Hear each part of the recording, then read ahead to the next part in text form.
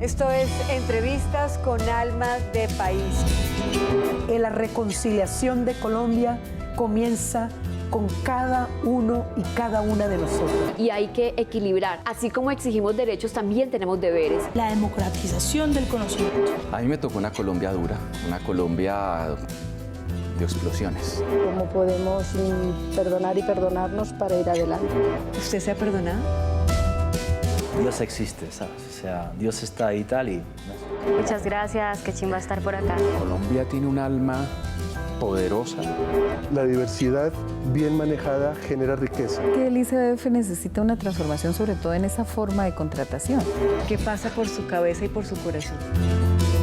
No tenía ni para un desayuno, ni para un almuerzo, nada.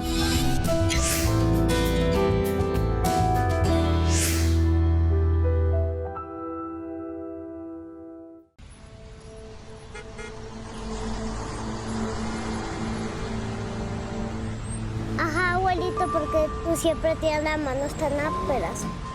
Siempre que veas unas manos así, vas a saber que es alguien que ha trabajado toda su vida con ellas. Y un día, cuando veas tus manos así, te vas a sentir tan orgullosa como yo. Las tierras vuelven a quienes las han trabajado con sus manos. Por eso el gobierno del cambio las está entregando y formalizando, avanzando en la reforma agraria. Así cultivamos a Colombia como la potencia mundial de la vida. Gobierno de Colombia.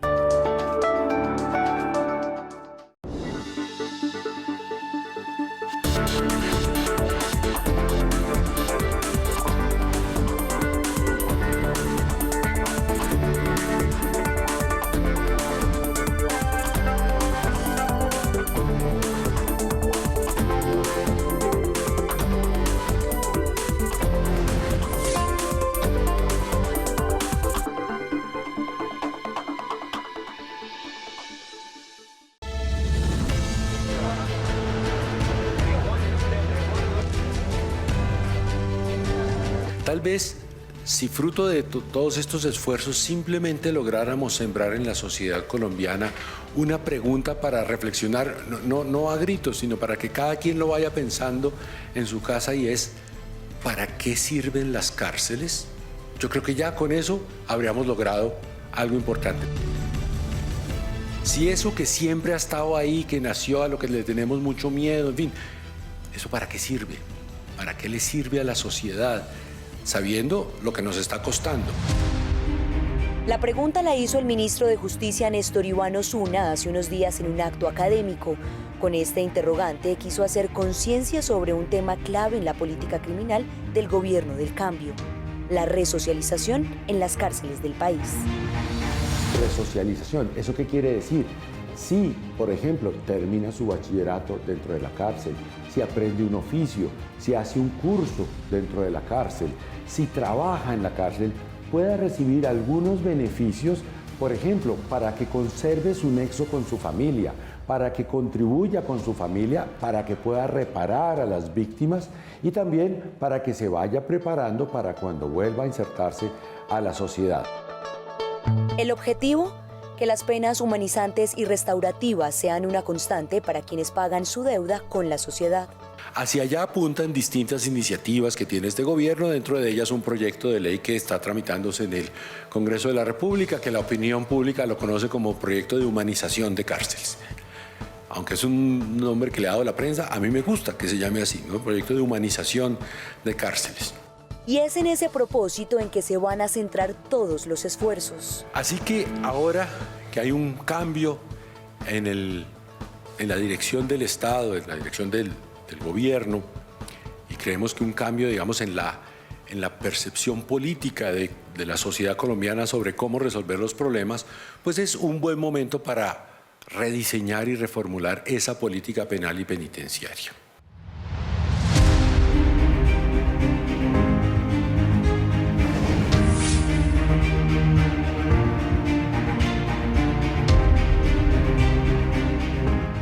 Ahora mismo el panorama del sistema carcelario y penitenciario en el país no es el mejor. Actualmente tenemos una población privada de libertad intramural de aproximadamente 99.000 personas, de una capacidad instalada de aproximadamente 82.000. Tenemos una sobrepoblación casi de 17.000 personas en términos de intramural.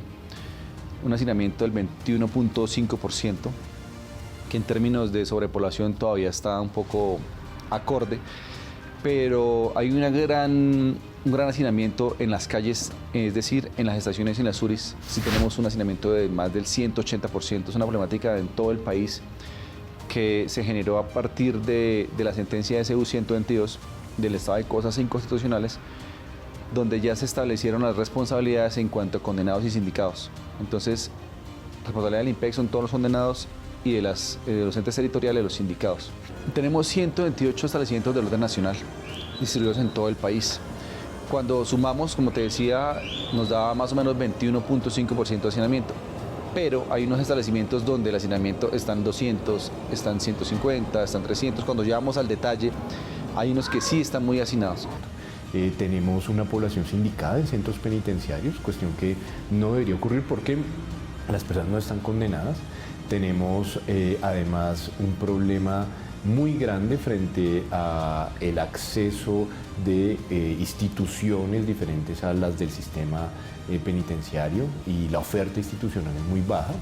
Tenemos un problema de reincidencia considerable, cifras oficiales que oscilan en el 30%, pero que puede ser mayor la cifra real, con lo cual estamos ante un sistema que funciona de una forma muy deficitaria y que no le ofrece al sistema social unas garantías que debería ofrecer.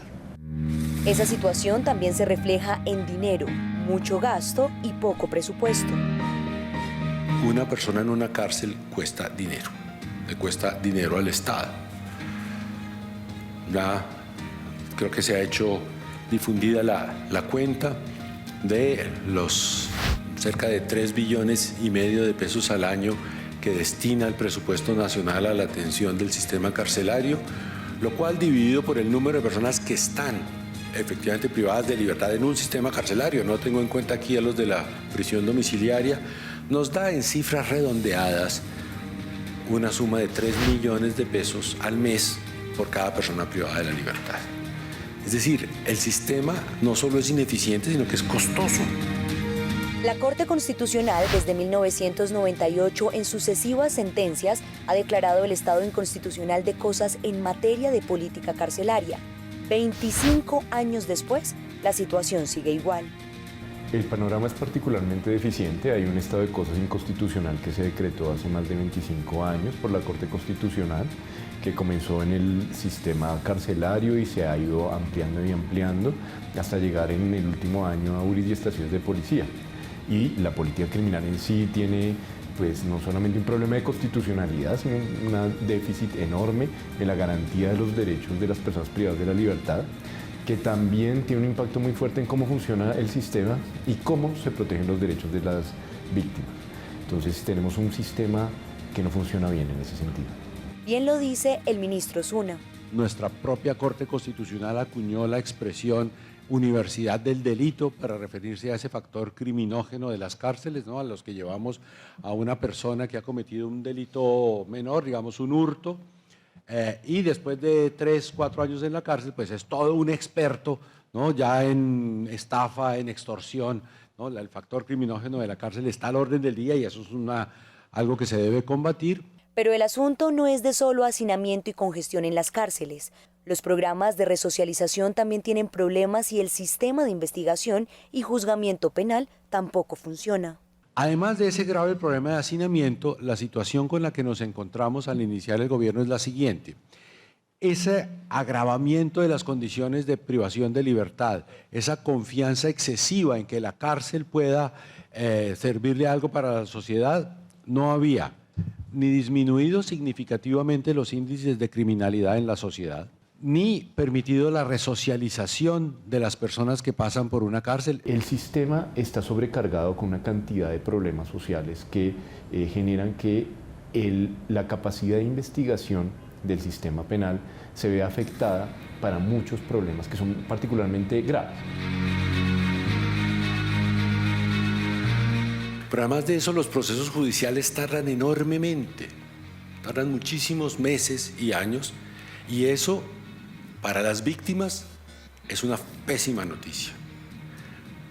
Para el procesado es terrible la privación previa de su libertad o la incertidumbre sobre la sanción o la absolución que habrá de sobrevenirle. En los años recientes, cuando digo años recientes, me refiero prácticamente a los 23 años que llevamos de este siglo, nuestro país, por la corriente política que había venido dominando, entró en una espiral de punitivismo que lo podemos ver en numerosas reformas al Código Penal y al Código de Procedimiento Penal, a la legislación penal en general, cuyo sentido, por regla general, es aumentar penas, crear delitos nuevos, suprimir beneficios. Lo que no tuvieron en cuenta esas reformas es que cada vez que se crea un delito nuevo, se aumenta una pena o se suprime un beneficio, va a haber más personas en las cárceles. Estamos hablando de una población carcelaria de más de 200.000 personas, de las dimensiones de la ciudad de Tunja, en Boyacá. Es por eso que el ministro Osuna cataloga esa situación como un colapso. Nuestra justicia penal puede parecer un lugar común decir que está en crisis. Y por eso yo en algunas ocasiones he dicho, está en colapso, más que en crisis. ¿Por qué está en colapso?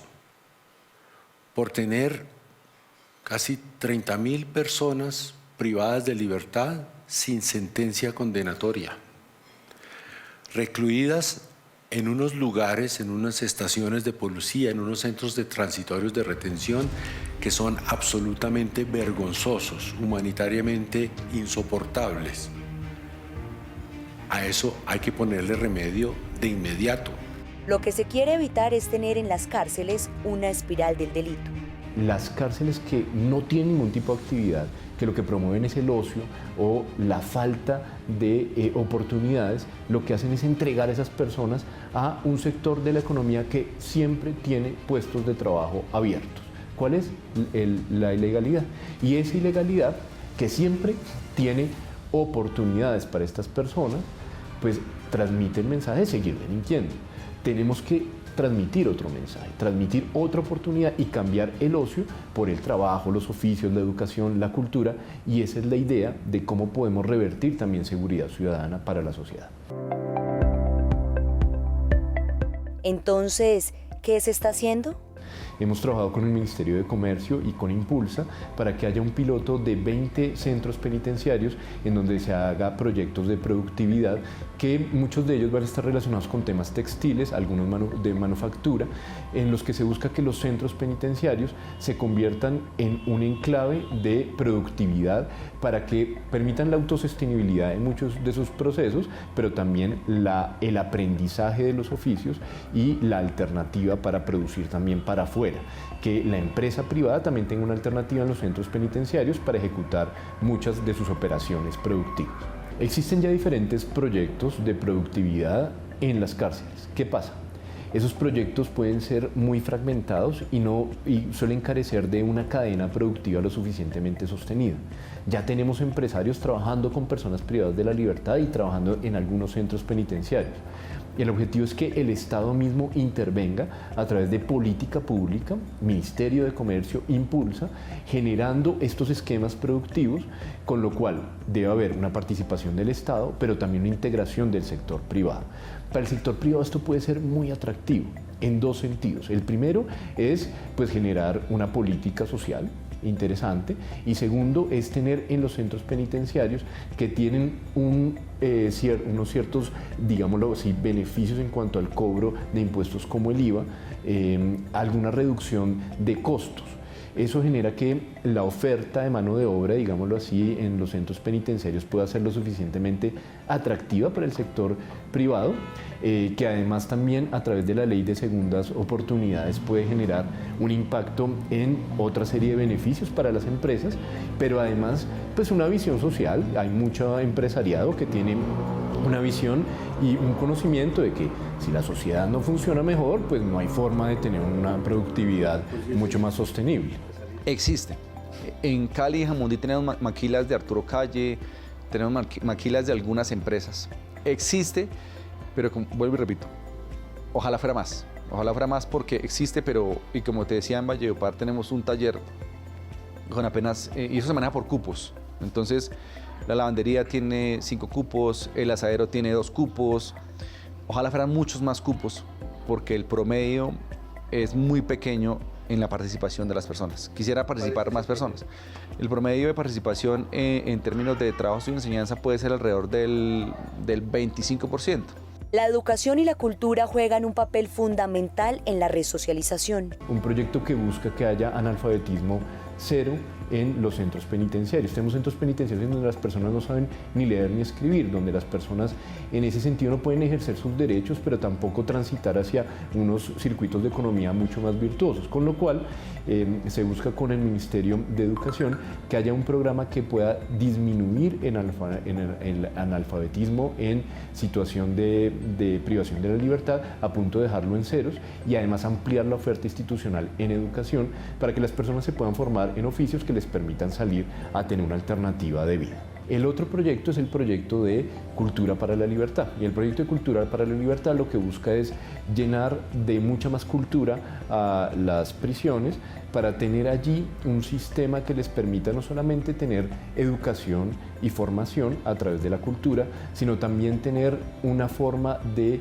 proyectarse y de imaginarse una forma de hacer vida que realmente tenga que ver mucho más con la cultura de la creación que con la cultura de la destrucción. Es en últimas una intervención cultural que busca también a las personas privadas de la libertad mostrarles un panorama y un horizonte de construcción de sociedad.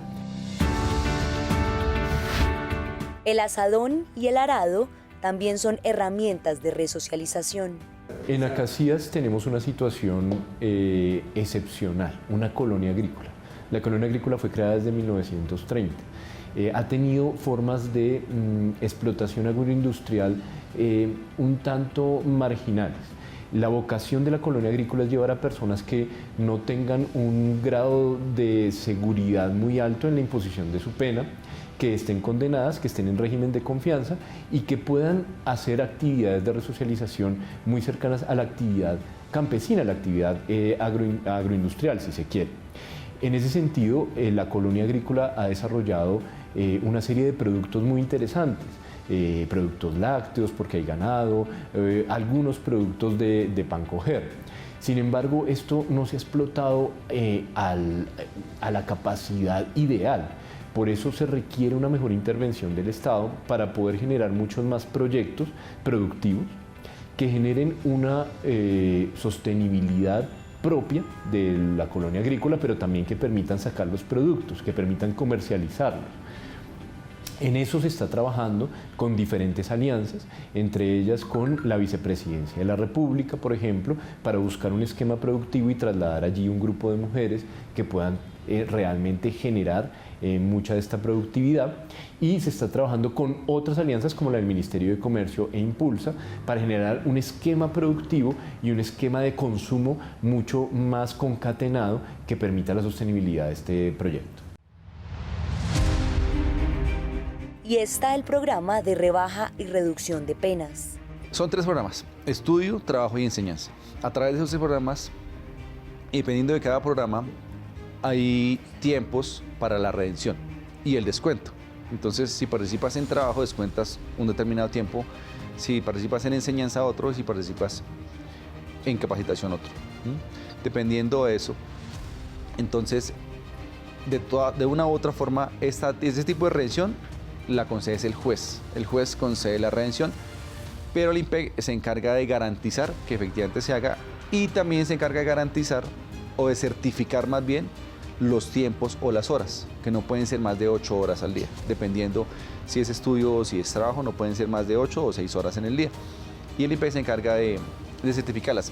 Al preso también debe preparársele para la libertad. La idea es que las personas se preparen para la libertad. En nuestro sistema de ordenamiento jurídico colombiano no hay una cadena perpetua. Por ende, las personas van a salir a la libertad. Y de hecho ya salen. 26.000 personas aproximadamente, promedio anual, salen a la libertad. Y esas personas salen, muchas de ellas, sin ningún tipo de preparación para la libertad y habiéndolas vulnerabilizado mucho durante su condena, de forma que salen a entrar en negocios pues non santos precisamente. Entonces la idea es que si la resocialización comienza intramural, tenemos un impacto muy grande en la población postpenal. ¿Cuál es la propuesta del gobierno del cambio? Si quisiéramos no tener hacinamiento, tendríamos que construir 40.000 cupos, simplemente para ponernos al día. Del año 91 al año pasado, se construyeron cupos carcelarios en el país, sí, claro, a razón de 1.800 al año. Pues ahí está el déficit, que se ha vuelto ya de 40.000 cupos. 40.000 cupos cuestan 6,5 billones de pesos, cifras redondeadas pero muy certeras. ¿Nos queremos gastar 6,5 billones de pesos en hacer nuevos cupos carcelarios? ¿Para qué? ¿Para tener universidades del delito? ¿O podemos pensar en otras cárceles, unas cárceles que hagan algo distinto, unas cárceles con resocialización, unas cárceles en las que las personas que deban estar allí estén trabajando o estudiando, o ambas cosas? El eje del proyecto no es solo la resocialización, sino la justicia restaurativa. Es una reforma más bien moderada, no es una gran revolución del derecho penal. Probablemente este país necesite un gran cambio en el derecho penal, y este solo sea el primer abrebocas en una tendencia de cambio que ojalá se inaugure a partir de ahora. Pero reconozco que este proyecto es moderado. Digamos, este proyecto le apuesta a la resocialización, es decir, a fortalecer todos los mecanismos que existen para que una persona que esté en la cárcel condenada esté siempre o aprendiendo, estudiando algo, aprendiendo un oficio o terminando su bachillerato, en fin, estudiando algo o trabajando. Para eso necesitamos muchos acuerdos con empresas privadas, que son los mayores empleadores del país, también con entidades públicas, preparándose para volver al trabajo cuando esté en libertad. Eso lo llamamos resocialización, o desarrollando también alguna actividad cultural. Y le apuesta también a la justicia restaurativa. Esas son las líneas generales del proyecto: resocialización y justicia restaurativa. No es un proyecto de ley de excarcelación. Por ende, no es un proyecto de ley que tenga un efecto automático en la disminución ostensible del hacinamiento. El proyecto de ley sí tiene unos mecanismos de beneficios y de subrogados graduales que permitirán a las personas que tengan una buena carta biográfica, que realmente entren en procesos de resocialización, que entren en procesos de restauración del daño, para acceder a estos beneficios y subrogados que les permitan ir descontando también su pena y les permitan ir revirtiendo a la sociedad una reparación a ese daño. Por ende, esta medida tiene un alcance de corto plazo, si se quiere, pero no automático. Para eso tomamos los mecanismos, los beneficios y subrogados, los penalistas me entenderán. ¿Qué quiere decir subrogados? Como pequeños premios a la forma de zanahoria y garrote que tiene el sistema penal. Es decir, las distintas posibilidades que hay de ir obteniendo beneficio para las personas que están condenadas a lo largo de su periodo de privación de libertad, y los ampliamos. La propuesta que tiene la ley es realmente ampliar un poco esos beneficios. El proyecto de ley fue radicado el 5 de febrero, cuenta ya con ponencia positiva y en los próximos días inicia su discusión en comisión. Entendiendo que lo mejor que puede dar un sistema penitenciario a la sociedad es unos procesos de resocialización que puedan permitir bajar la reincidencia, pero además generar una inclusión social de las personas que han cometido delitos, para que no se vuelvan delincuentes profesionales, sino todo lo contrario, para que se vuelvan trabajadores que enmiendan su error y que pueden revertir un beneficio a la comunidad. Como lo dijo el ministro Osuna al radicar la iniciativa. Es un esfuerzo de modernización, de humanización, que pretende sobre todo que como colombianas y colombianos podamos vivir con más seguridad, con más tranquilidad, por cuanto aquellas personas que han sido condenadas y que han pagado una pena se puedan reincorporar, puedan reinsertar a la sociedad con el menor riesgo posible de que vuelvan a reincidir. Ahora, el Congreso es el que tiene la palabra. Esperamos unos debates abiertos, francos. Estamos dispuestos a debatir, a deliberar sobre cada una de las palabras, de los incisos, de esta propuesta que les estamos presentando hoy y estamos confiados de que este proyecto saldrá adelante.